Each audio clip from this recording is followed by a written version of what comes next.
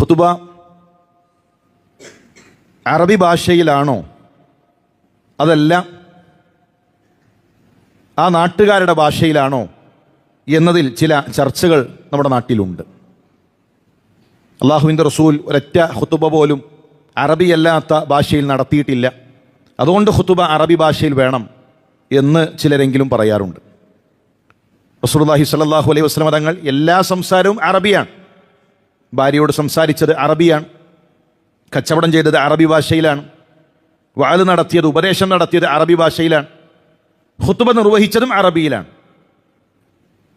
ബാക്കി സംസാരങ്ങളെല്ലാം മറ്റു ഭാഷയിലും, ഖുതുബ മാത്രം അറബി. അതല്ല റസൂലുള്ളാഹിയുടെ ചര്യ. റസൂലുള്ളാഹി സ്വല്ലല്ലാഹു അലൈഹി വസല്ലം തങ്ങൾ അറബിയാണ്. അതുകൊണ്ട് തന്നെ പ്രവാചകന്റെ സംസാരങ്ങൾ മുഴുവൻ അറബി ഭാഷയിലായിരുന്നു എന്ന് നമുക്ക് കാണാൻ സാധിക്കും.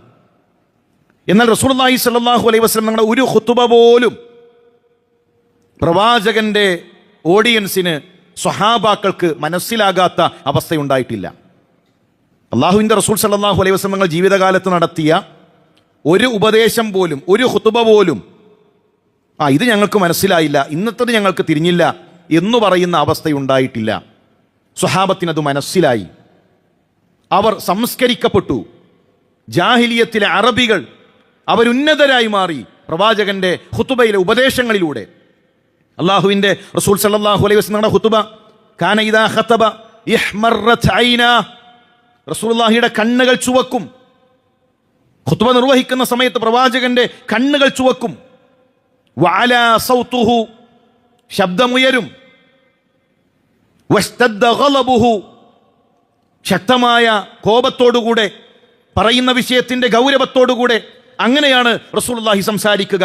ഹത്താ കഅന്നഹു മുൻദിറു ജയ്ഷ്, ഒരു സേനാനായകൻ തൻ്റെ സൈന്യത്തിന് താക്കീത് നൽകുന്നത് പോലെ, ഒരു സേനാനായകൻ തൻ്റെ സൈന്യത്തിന് ഉപദേശങ്ങൾ നൽകുന്നത് പോലെ അങ്ങനെയായിരുന്നു പ്രവാചകൻ സല്ലല്ലാഹു അലൈഹി വസല്ലം തങ്ങളുടെ ഉപദേശം, ഖുതുബ. ശബ്ദമുയരേണ്ടടുത്ത് ശബ്ദമുയരും. ഖുർആനോതും. ഖുർആനോദി പ്രവാചകൻ ഉത്ബോധനം നടത്തും.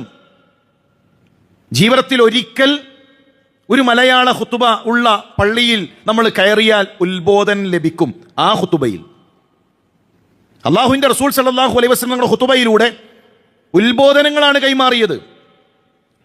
ജീവിതത്തിൽ ഒരിക്കൽ ഒരു മലയാള ഖുതുബ കേട്ടുകഴിഞ്ഞാൽ നമുക്കതിൽ നിന്ന് ഒരു ഉത്ബോധനം ലഭിക്കും.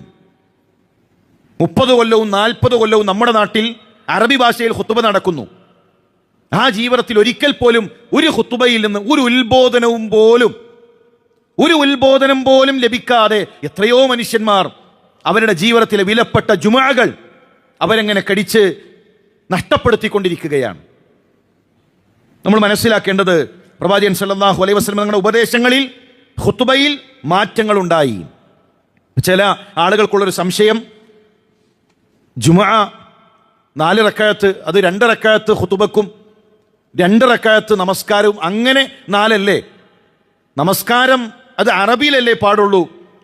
പിന്നെ എങ്ങനെയാണ് ആ 2 റക്അത്തിന് പകരമായ ഖുതുബ അത് മലയാളത്തിലാവുക? 2 റക്അത്തിന് പകരമല്ല ഖുതുബ. ളുഹറിന്റെ 4-ൽ 2, ജുമുഅയുടെ 2-ഉം ഖുതുബയുടെ 2-ഉം എന്ന രൂപത്തിലല്ല.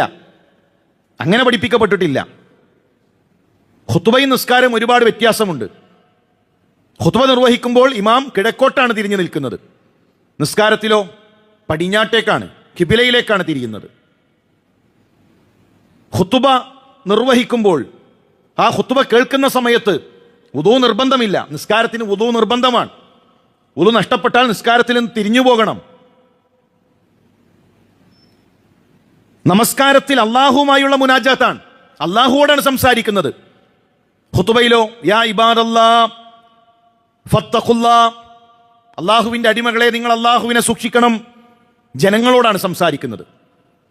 ഖുതുബ ജനങ്ങളോടുള്ള സംസാരമാണ്. യാ ഇബാദല്ലാഹ് എന്ന് പറഞ്ഞ് ജനങ്ങൾക്കുള്ള ഉപദേശമാണ്. ജനങ്ങൾക്ക് മാറ്റങ്ങൾ ഉണ്ടാകണം. ജനങ്ങൾ ഖുർആനിൻ്റെ ആയത്തുകൾ കേട്ട് അവരുടെ ഹൃദയങ്ങളിൽ മാറ്റങ്ങൾ ഉണ്ടാകണം. അപ്പോൾ ഖുതുബ എന്നുള്ളത് നിസ്കാരത്തിന് പകരമായ ഒരു സംഗതിയല്ല. മാത്രമല്ല, ഒരാൾ ഖുതുബ അയാൾക്ക് കിട്ടിയില്ല, നമസ്കാരം മാത്രമാണ് അയാൾക്ക് കിട്ടിയത് എങ്കിലും നിർബന്ധ ബാധ്യത ജുമാ എന്ന ബാധ്യത അയാൾക്ക് വിടും. രണ്ടാമത്തെ റക്അത്തിലെ റുക്കൂ കഴിഞ്ഞാണ് എത്തിയത് എങ്കിൽ പിന്നെ ജുമാ അയാൾക്ക് ലഭിക്കുകയില്ല. 4 റക്അത്ത് പൂർത്തിയായി ളുഹർ നമസ്കരിക്കണം. അല്ല എങ്കിൽ അയാളെ സംബന്ധിച്ചിടത്തോളം അയാൾക്ക് ജുമാ ലഭിക്കും. അപ്പം നമ്മൾ മനസ്സിലാക്കേണ്ടത് റസൂലുള്ളാഹി സ്വല്ലല്ലാഹു അലൈഹി വസല്ലം നമ്മുടെ ഖുതുബയിൽ ജനങ്ങൾക്ക് മാറ്റങ്ങളുണ്ടായി. സ്വഹാബി വന്നു, തഹജ്ജുദ് നിസ്കരിക്കാതിരുന്നു. മിമ്പറിൽ നിന്ന് റസൂലുള്ളാഹി വിളിച്ചു, ഖും, എഴുന്നേൽക്ക്, 2 റക്അത്ത് നമസ്കരിച്ചിട്ടിരിക്ക്.